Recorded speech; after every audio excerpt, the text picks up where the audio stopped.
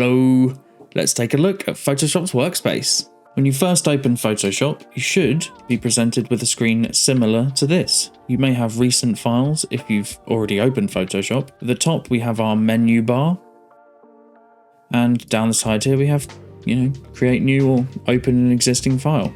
Let's create a new file just so I can show you this recent section. For create a new file here, I'll do 5000 by 5000 pixels. Now because I'm using pixels, resolution doesn't change anything. I'll be using the RGB color space, which is for web. If you wanted to do something for print, you would use the CMYK color space. Let's go ahead and create that. Here we have our lovely blank file. We go File, Save As. We can then save this. Go ahead and paste my title there and hit save and then close. Now here you'll have the recent file that we just created. We go ahead and click that again. This is Photoshop. It's pretty simple. Your screen might look slightly different to mine, that's okay. You just go to Window and Workspace, and then you can sort of change through presets, or you can reset to the essentials. I'm going to leave mine as it is for now.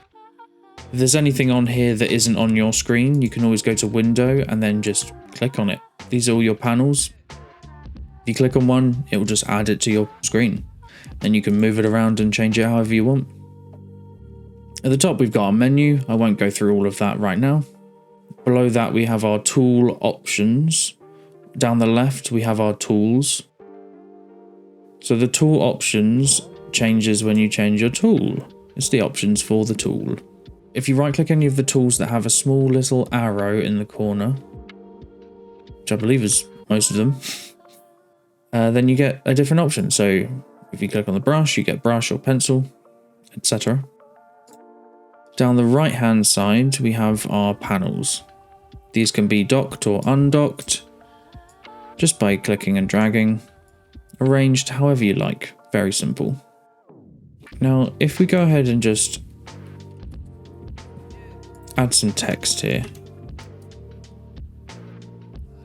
you'll see that the text options are slightly limited here, but there are more text options available to you. This is the case for almost every tool. So I can change more here, like line height, or make it italic. This is found just by going to Window and then Character. There's my character panel.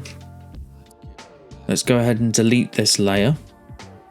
If I click on the brush here, you'll be able to see that all your brushes are here. You can change a few more settings in brush settings, like spacing. If I create a new layer down the bottom here, now these are all spaced out, or I can have them really solid.